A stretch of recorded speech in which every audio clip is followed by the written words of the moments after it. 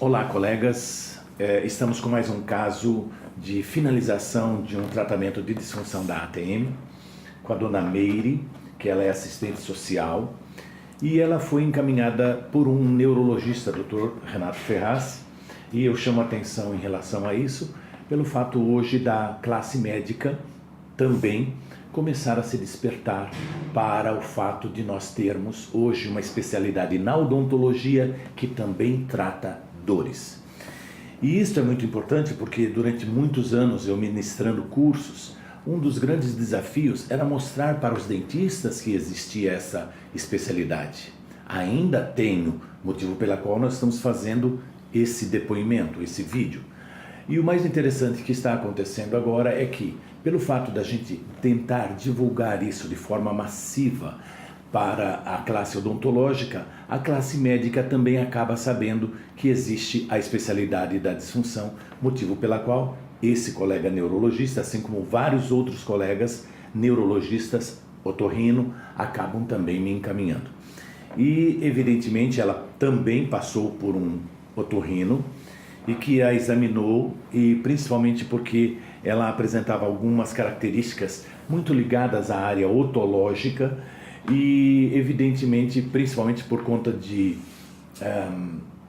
tontura, vertigem, e que estavam pesquisando muito a respeito do caso e não conseguiam encontrar um resultado para o tratamento, seja na área da neuro, seja da área da otorrino.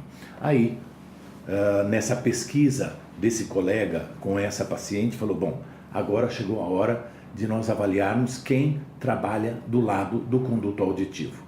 E quem trabalha do lado do conduto auditivo é a odontologia.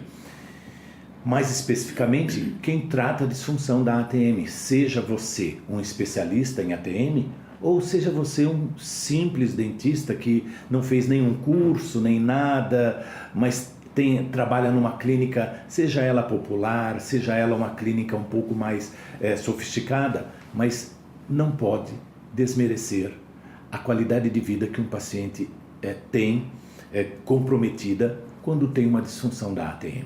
E está nas nossas mãos poder reverter tudo isso. Dona Meire, como a senhora chegou aqui? Me conta a sua história. Bem, doutor Vitor, eu cheguei aqui com muitas dores, né? Uhum.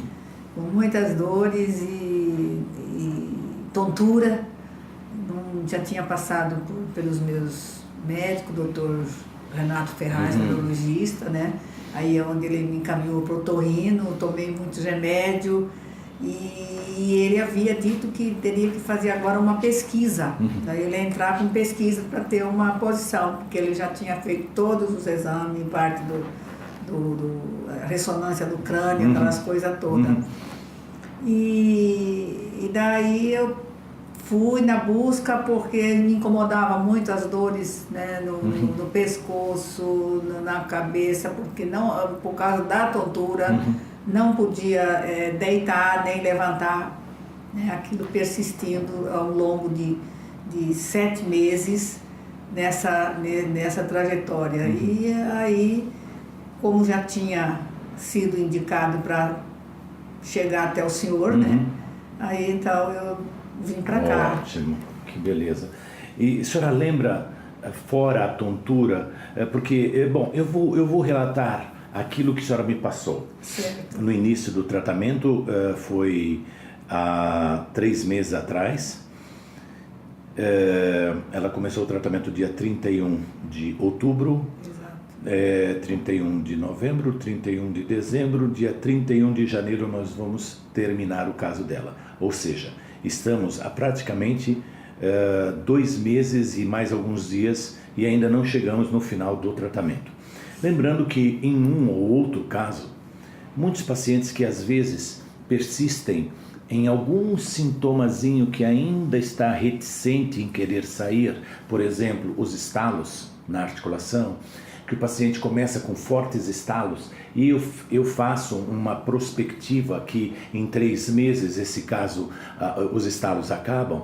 Em alguns casos, chegando em 3 meses, o volume dos estalos diminuíram, mas ainda não acabaram. Eu persisto no tratamento, continuo com o paciente até a gente conseguir reduzir por completo. E entendendo também que muitos casos que vão para a ortodontia, vamos supor, terminei o tratamento, o paciente não tem mais sinal nem sintoma nenhum, a mandíbula assumiu uma segunda posição, cuja articulação está bem posicionada e revelou uma relação dos dentes de cima com os dentes de baixo totalmente equivocada e que necessita de uma ortodontia. É do meu protocolo acompanhar esse paciente também na ortodontia, entendendo que o colega para qual eu vou indicar a ortodontia tente respeitar a minha orientação em relação ao caso. Quando eu digo respeitar, por quê? Para começar, ela é minha paciente. Em segundo lugar, eu conheço a ATM dela. E em terceiro lugar, eu não quero que essa paciente, depois de tratada ortodonticamente e finalizando com uma oclusão comprometida, ela possa deixar a ortodontia pode deixar uma vela acesa para voltar novamente ao incêndio da qual ela vivia. Então, por conta disso, eu me coloco à disposição do paciente, mesmo passados já os 3 meses de tratamento a qual eu havia proposto, continuar com essa paciente acompanhando-a no tratamento ortodôntico, para que no final do tratamento ortodôntico, a oclusão que o colega vai finalizar, esteja de acordo com o meu pensamento, porque eu indiquei, porque ela é minha paciente. Então a minha responsabilidade é muito grande em cima daquilo que vai ser feito nela. Então, às vezes, o meu tratamento com uma paciente, no orçamento que lhe é oferecido, pode chegar até 3 anos de acompanhamento. 2, 3 meses comigo e mais 2 anos, 3 anos com outro profissional, onde eu vou acompanhando a cada conjunto de meses que vão se passando do tratamento ortodôntico. Quando eu digo conjunto de meses, por quê? Porque eu não vou ver mensalmente o que está sendo feito, mas a cada 5, 6 meses, e antes de tirar o aparelho, eu dou o ok, do tipo, a oclusão está do jeito como eu quero, pode finalizar, pode tirar o aparelho. Principalmente porque a gente observa em muitos tratamentos dentes muito bem alinhados, porém com uma péssima oclusão, colocando em risco novamente a possibilidade de um paciente que está totalmente tratado de disfunção e pode voltar novamente a ter disfunção pós-tratamento. A gente poderia dizer, bom, então a ortodontia, ela causa disfunção da ATM? Não necessariamente. Mas se você, já que está nas nossas mãos, como cirurgiões dentistas, e estamos, por exemplo, na ortodontia, por exemplo, numa reabilitação protética, fazer um tratamento de acordo, não tem por que finalizar com uma péssima oclusão, já que nós estamos, ou essas especialidades, estão com a faca e o queijo na mão para poder finalizar da melhor maneira que a oclusão manda. Muito bem, então... Só abrindo mais um parêntese em relação também à ortodontia, muitos casos que são finalizados comigo e que eu encaminho para a ortodontia, muitos casos o paciente vai para o ortodontista, nós conversamos e eu oriento ao colega para que faça o seguinte, comece o tratamento ortodôntico pelo arco oposto ao arco que está a minha placa oclusal. Por exemplo, ela terminou o tratamento comigo e eu iria tirar o aparelho dela, mas eu observei que ela precisava de uma ortodontia. Então eu a mantive com a placa superior e pedi para o colega, por favor, comece pela parte inferior, mantendo-a com a minha placa. Por quê? Eu não quero, nessa paciente que eu a considero de uma paciente frágil de disfunção da ATM, durante o tratamento ortodôntico, onde várias movimentações vão acontecer, que essa instabilidade oclusal dê margens à possibilidade de voltar a algum tratamento ortodôntico. Nessa situação, o que eu faço? O paciente continua com o tratamento com a placa superior, movimenta tudo que precisa movimentar inferior, eu inverto a placa, coloco a placa inferior para não movimentar mais, o colega começa a movimentar a parte superior. E todas as vezes que ele vai analisar a cada sessão a sua oclusão, ele tira a placa inferior e observa o que ele está conseguindo de resultados. Aí quando estiver praticamente já finalizando a parte superior, aí é que tira o aparelho, a placa inferior, e finaliza o caso. É óbvio, com a minha orientação também, com a minha supervisão, porque é muita responsabilidade minha eu pegar irresponsabilidade, eu pegar uma paciente que foi tratada e falar assim, se vira com a ortodontia. E depois ela pode voltar ou não com uma disfunção. Então não custa acompanhar o paciente. Veja bem, quando ela veio aqui há 2 meses mais ou menos, ela disse para mim o seguinte, que tinha muita tontura, tomava fluoxetina por conta de uma labirintite, tinha muita dor de fundo de olho, cansaço muscular, cansaço após refeições, a oclusão dela na mastigação era terrível, ela não sabia como mastigar, era uma oclusão totalmente desencontrada, dor no pescoço, nos ombros, nos braços, inclusive para as costas. Ela sentia muito incômodo do lado direito, sensação de ouvido entupido, sensação de redução da audição, coceira no ouvido, estalos tanto do lado direito quanto do lado esquerdo. Durante o voo ela tinha muitos desconfortos, que quando acabava o voo, ela ainda já estava na casa dela e o ouvido ainda estava tapado. E muita labirintite, chegou a trocar de colchão e tudo, e não se resolvia o problema dela. 3 meses se passaram. Eu pergunto para a senhora, disso que eu falei aqui, a senhora ainda tem alguma coisa? Doutor, por incrível que pareça, não tenho sentido nada. Então observem. Não tenho sentido nada. Graças a Deus. Graças a Deus. Então, aonde eu quero chegar, colegas? Não sou eu quem estou falando. É uma paciente com nome e CPF. Aonde eu quero chegar? Que nós temos condições de resolver. Eu aumentei alguma coisa a mais daquilo que a senhora tinha? Não. Exatamente aquilo que a senhora me falou? Por isso que eu faço questão de anotar de forma manuscrita, para que ela se lembre do ato de eu anotar tudo isso. Tanto é que logo quando nós fomos começar a conversar, antes disso, eu disse para ela, antes de perguntar qualquer coisa, eu disse para ela, a senhora é ansiosa, é perfeccionista, muitas vezes é nervosa. Ela confirmou, antes de eu perguntar tudo isso. Mesmo porque, por que eu digo isso? Porque quando a paciente chega, indicada por algum médico, dizendo, olha, provavelmente a paciente tem uma disfunção da ATM, eu já logo coloco isto. E ao colocar essas 3 características, eu vejo que o emocional é um forte fator para desencadear as disfunções da ATM. Muito bem. Como esse problema comprometia a sua qualidade de vida? Era muito... Tenta lembrar como era antes. Antes era muito difícil, eu me sentia sem aquela energia que eu poderia, né?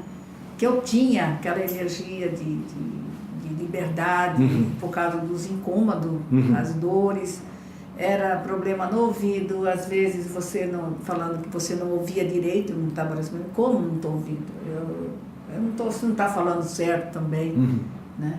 Então ia me dando mais ansiedade, me dando mais, eu ficava muito mais nervosa e aí eu não tinha mais... As coisas se complicavam ainda mais. Aí fui perdendo todo o meu contato pelos anos que eu tive de trabalho e as minhas comunicações, que eu sempre tive, muita circulação, e de repente eu me vi numa situação de não ter mais aquele contato, não podia mais falar, fui ficando encolhida e aquilo estava me fazendo mal. Podia estar num lugar onde eu poderia estar, eu continuo estudando, né? E eu me comunicar ou falar, uma coisa, eu me sentia reprimida, porque era dor no ombro, era dor no pescoço, era dor no braço, e aquilo parecia que se a gente sentisse uma dor, já modificava toda a estrutura. E eu me sentia E sem cada prazer. vez sem prazer. Sem prazer. E hoje Nem isso, querendo fazer nada. hoje isso se modificou completamente. Muito modificando, muito, assim, cada dia. Melhor. Né? O meu despertar é totalmente diferente. Levanto cedo, procuro fazer minhas coisas, meu café cedo, que eu gosto de fazer. Como o senhor bem relatou aí no início, a minha perfeição ainda continua a mesma coisa. Sim. Mas Sim. eu acho uma disciplina boa, Ótimo, saudável, né? ótimo, não tenha dúvida. Então aquele preparo, aquelas coisas, Exato. agora eu e meu esposo para ele, né? E para mim. Uhum. Quando eu faço para mim, eu faço para as pessoas, Tá né? certo. E aí eu tenho essa satisfação, Que vou coisa caminhar, boa, que vou coisa passear, boa, que vou coisa saio. Que bom. E agora tenho caminhado muito. Então melhorou a sua qualidade de vida. Melhorou, volto, não sinto nada. Olha, que agora coisa eu vou boa. deitar, não estou sentindo nada. Só vou chamar a atenção em relação a um detalhe que ela fez, que por conta de ela estar cada vez mais sentindo mais dores, aquela condição da ansiedade entrou num ciclo vicioso. Do tipo, vamos imaginar que ela não tivesse nada. Um dia, por conta da ansiedade e somou algum estresse, ela passou a fazer um bruxismo cêntrico ou um apertamento dental durante o dia. Ela somatizou isso na boca. E ao fazer isso, ela começando a apertar e hiperativar os músculos, ela começou a desencadear dor. E daí aquela dor somada àquela ansiedade passou a apertar mais, passou a ter mais ansiedade, passou a ficar nervosa porque ela entrou dentro de um ciclo vicioso. E nós entramos justamente não só com a placa, mas com outros procedimentos inerentes a um protocolo. E eu pergunto para a senhora, qual foi, a senhora acha que foi o maior desafio do nosso tratamento? O que a senhora acha que foi mais importante nesse processo de tratamento? Eu apenas te entregar a placa ou os ajustes, orientações? O que a senhora me diz? Se eu apenas só te entregasse a placa, a senhora acha que resolveria? Olha, está aqui a tua placa. Não resolveria. Então foi uma atenção muito especial. Então isso requer o paciente. Para mim, foi satisfatório, porque tive um acompanhamento presente do senhor, né? Eu vindo, sendo muito bem orientada, eu obedecia, sendo avisada para não esquecer de fazer as minhas orientações. As suas orientações. E então eu achei um trabalho assim da parte do senhor de excelência, porque cuida e dá esse afeto para a gente, que a gente, acho que do jeito que a gente está no fundo do poço, parece que a gente levanta, né? E vai levantando, né? Com certeza. Então vai levantando. Então isso aí eu fico bastante feliz, que eu já estava cansada de tomar tanto remédio. Quer dizer, hoje eu não tomo fluoxetina, parei da fluoxetina sem nem saber como que eu parei da fluoxetina, não busquei nem um neurologista. E não tomo mais medicamento nenhum. Só estou tomando meu remédio de pressão alta, certo, que eu preciso tomar mesmo, certo, né? Então certo. É só esse remédio. Agora e o remédio para aquela labirintite. Exatamente. Só isso. Exatamente. Hoje ela retorna, hoje eu digo assim, agora depois do tratamento, ela vai retornar novamente para o neuro, para passar as informações da qualidade de vida dela, o tanto que mudou. Então, na realidade, a gente vê que mudou realmente para a senhora a sua qualidade de vida. Isso para nós é muito importante. E o fato de você se propor a fazer um tratamento apenas entregando uma placa para o paciente, e tão somente, isso não em nada significa. Mesmo porque eu já disse que, em muitos casos, eu nem com placa eu entro. Eu entro, no caso dela, entrando com a placa, precisa dos ajustes. Mas isso, e tão somente isso, também não ajuda. O mais importante é ela seguir um protocolo que foi passado a ela de 2 páginas. Está lembrada? onde ela assinou o compromisso comigo que iria seguir rigorosamente, e ela seguiu rigorosamente. E hoje, com 2 meses, eu esperando com 3, hoje ela está totalmente assintomática. E daí, depois que finalizar os 3 meses, provavelmente eu vou fazer um programa para a retirada da placa, provavelmente somente durante o dia, mantendo ainda na condição noturna de dormir com a placa por um tempo a se discutir e a conversar ainda com ela. Mas, Dona Meire, nem os estalos, mais nada então? Nada. Nem estalo, nada no ouvido, né? Então, observem, para os colegas que acham que o tratamento de estalos não tem sucesso nenhum, que não deve se mexer com estalos, tem que deixar o paciente conviver com aquela condição, como a gente escuta em muitas palestras, em muitos congressos, inclusive fora do Brasil. Tem professores que dizem, estalo não tem tratamento. Daqui, mais um depoimento de inúmeros depoimentos que estão no nosso website e nas redes sociais, confirmando que tudo isso tem tratamento. Dona Meire, muito obrigado pelo seu depoimento, e a senhora está com a palavra. Então, doutor, eu fico muito grata, né? E antes eu queria até fazer um parênteses quando o senhor reportou no sentido dos estalos. Não é comigo, eu ouço das amigas que já percorreu grandes neurologistas de Goiás, de São Paulo, de vários lugares que não tem, não tem tratamento. Para ficar sempre com esse estalo. Eu falei, então tu vais ficar com esse estalo pro resto da vida, porque o meu acabou e eu não preciso. Fui nos 2 neurologistas aqui, aí eu fui no Dr. Pedro Rico, que é uma pessoa, né? E o doutor Renato, que eu faço constantemente. Quer dizer, então eu quis falar esse lado, porque eu tenho ouvido, né? Agora já estou ouvindo outras pessoas me falando, me dá o cartão do doutor Vitor, tá bom? Me dá o cartão do doutor Vitor. Na hora eu vou pegar o cartão, peguei com a secretária, né? Já da outra vez. Tá vendo como é que é? Quando você começa a devolver qualidade de vida para um paciente, a possibilidade de você ter mais pacientes, se você acha que tratar disfunção financeiramente não compensa, você está vendo. Provavelmente ela vai indicar um outro paciente, e na tua cidade, aonde você mora, esse campo tende a se ampliar. Então invista nesta área, devolva a qualidade de vida ao seu paciente, e quem vai ganhar também é você.